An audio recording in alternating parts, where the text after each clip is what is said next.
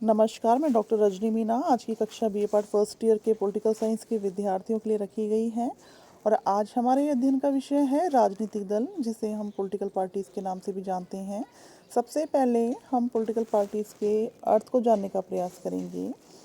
राजनीतिक दल जनता का ऐसा संगठित समूह है जो देश के राजनीतिक जीवन में कुछ निश्चित उद्देश्यों एवं नीतियों के लिए प्रतिबद्ध होता है और इन सिद्धांतों तथा नीतियों के क्रियान्वयन द्वारा संपूर्ण देश के हितों को बढ़ावा देने का प्रयास करता है। ब्राइस ने लिखा है कि राजनीतिक दल अनिवार्य है। कोई भी बड़ा स्वतंत्र देश उनके बिना नहीं रह सकता। यदि दल कुछ बुराइयां उत्पन्न करते हैं तो दूसरी ओर कुछ बुराइयों को कम करने का कार्य भी करते हैं। बर्क ने लिखा कि दलीय प्रणाली चाहे भले के लिए हो या बुरे के लिए, लेकिन लोकतंत्रात्मक शासन व्यवस्था के लिए अनिवार्य है। अब हम कुछ परिभाषाओं के बारे में यहाँ पर चर्चा करेंगे। एडमंड बर्क के अनुसार राजनीतिक मनुष्यों का ऐसा संगठन है जो अपने संयुक्त प्रयास से विशेष सिद्धांतों, जिनसे सब सहमत होते हैं, के अनुरूप राष्ट्रीय हितों के विकास के एकता के सूत्र में बंधे होते हैं।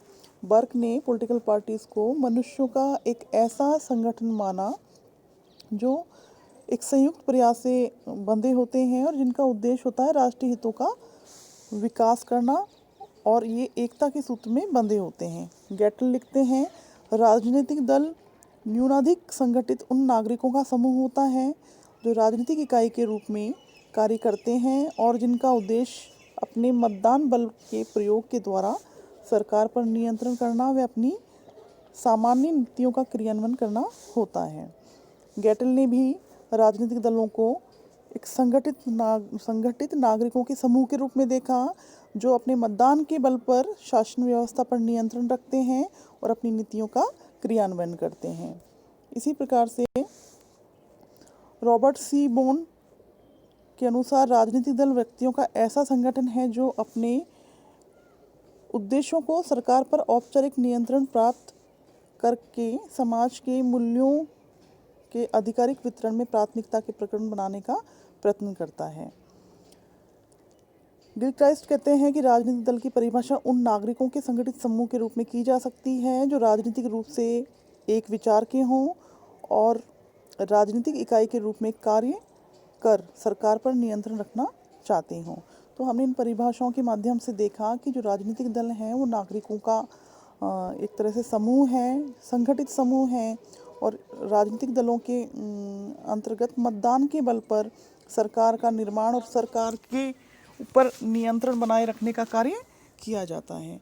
अब हम राजनीतिक दलों के इन परिभाषाओं के आधार पर कुछ लक्षणों के बारे में देखते हैं कि कुछ कॉमन लक्षण इन सभी परिभाषाओं में बताए गए हैं। यह एक संगठन है, राजनीतिक दल एक संगठन है और यह समान विचारधारा वाले व्यक्तियों का संगठन है।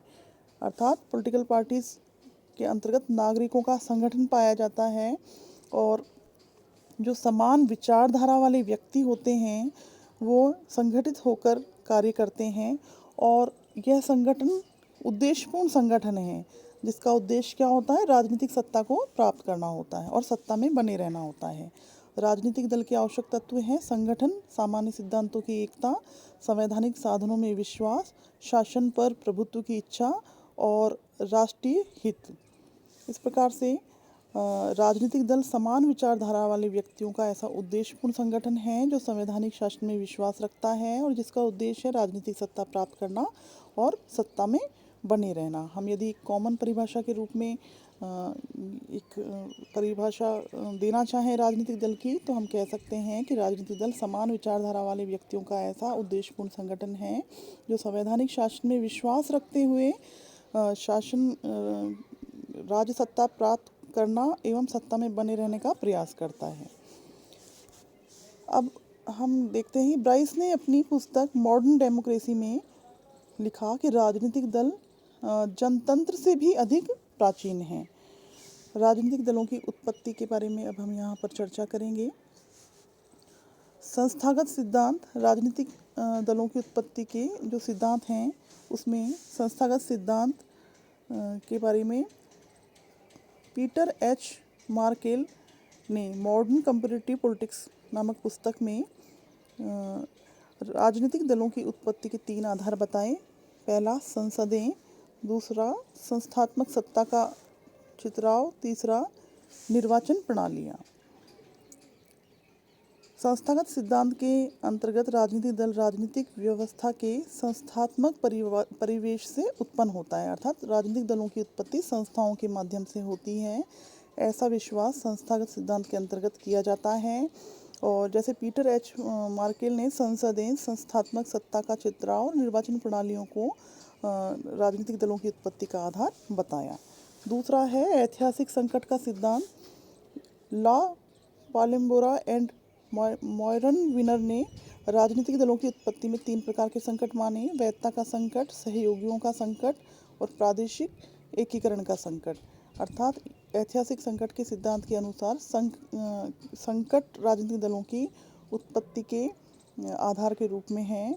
इसमें इन्होंने वैधता के संकट, सहयोगिता के संकट और प्रादेशिक एकीकरण के संकट को आधार बनाया।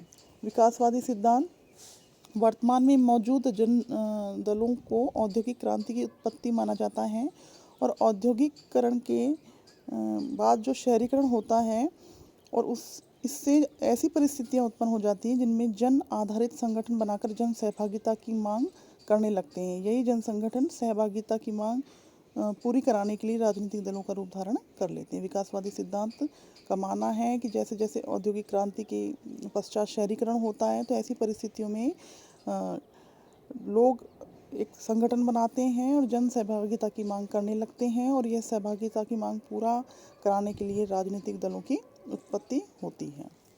इस प्रकार से विकासवादी सिद्धांत राजनीतिक दलों की उत्पत्ति का आधार जनता की एक तरह से सहभागिता की इच्छा को बताता है। अब हम देखेंगे कि राजनीतिक दलों के कार्य कौन कौन से हैं। पहला है लोकमत का निर्माण। ब्राइस कहते हैं कि लोकमत को प्रशिक्षित करने और उसके निर्माण और अभिव्यक्ति में राजनीतिक दलों के द्वारा अत्यधिक महत्वपूर्ण कार्य किया जाता है। जिस प्रकार से ज्वार भाटा महासागर के जल को ताज़ा व तरंगित रखता है, उसी प्रकार से राजनीतिक दल राष्ट्र के दिमाग को ताज़ा और तरंगित रखते हैं। तो जो लोकमत है उसके निर्माण में राजनीतिक दलों की महत्वपूर्ण भूमिका होती है। चुनावों का संचालन। फाइनर कहते हैं राजनीतिक दलों के बिना निर्वाचक या तो नितांत असहायक हो जाएंगे या उनके द्वारा असंभव नीतियों को अपनाकर राजनीतिक यंत्र को नष्ट कर दिया जाएगा।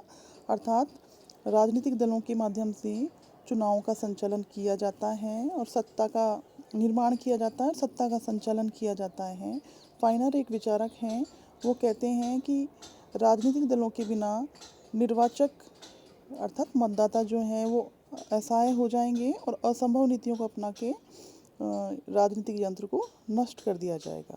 तीसरा है सरकार का निर्माण। पॉलिटिकल पार्टीज़ का उद्देश्य होता है कि सत्ता का निर्माण करना, सत्ता में आना, सत्ता में बने रहना। तो जैसे ही चुनाव के अंतर्गत जो भी पार्टी जीतती है वो सरकार का निर्माण करती है और शासन का संचालन करती है। इस प्रकार से जो शासन के संचालन का महत्वपूर्ण कार्य राजनीतिक दलों के द्वारा किया जाता है। शासन सत्ता को मर्यादित करना। पॉलिटिकल पार्टीज़ एक तरफ तो सत्ता का निर्माण करती हैं, वहीं दूसरी ओर जो राजनीतिक दल चुनाव में नहीं जीतते एवं विपक्ष की भूमिका में आते हैं वो भी शासन सत्ता को मर्यादित करने का कार्य करते हैं। सरकार के विभिन्न विभागों में समन्वय और सामंजस्य करना। सरकार के अंतर्गत बहुत सारे जो डिपार्टमेंट्स हैं उन सभी में समन्वय और सामंजस्य करने का कार्य राजनीतिक दलों के माध्यम से किया जाता है। राजनीतिक चेतना का प्रसार। चुनाव के अंतर्गत हम देखते हैं कि जो पॉलिटिकल पार्टीज़ हैं वो राजनीतिक चेतना का प्रसार करती हैं। इससे जो मतदाता हैं उनमें राजनीतिक चेतना का विकास होता है, जागरूकता आती है, वो राजनीतिक समझ रखने के क्षेत्र में अपना विकास कर पाते हैं। तो पॉलिटिकल पार्टीज़ के द्वारा जो राजनीतिक चेतना का प्रसार किया जाता है इससे आम जन में राजनीतिक चेतना का विकास होता है। लावेल राजनीतिक दल राजनीतिक विचारों के दलाल के रूप में कार्य करते हैं। अर्थात लावेल ने बताया कि जो राजनीतिक विचार हैं उनके दलाल के रूप में पॉलिटिकल पार्टीज़ काम करती हैं। इन्हीं के माध्यम से राजनीतिक विचारों का डिस्कशन होता है, जिसके द्वारा जनता जागरूक हो पाती है।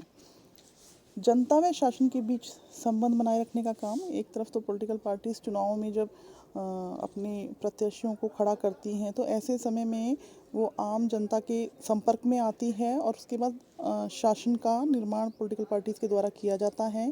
तो जनता और जो शासन के मध्य कड़ी का काम पॉलिटिकल पार्टीज़ के द्वारा किया जाता है।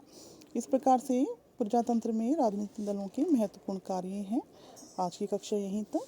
धन्यवाद।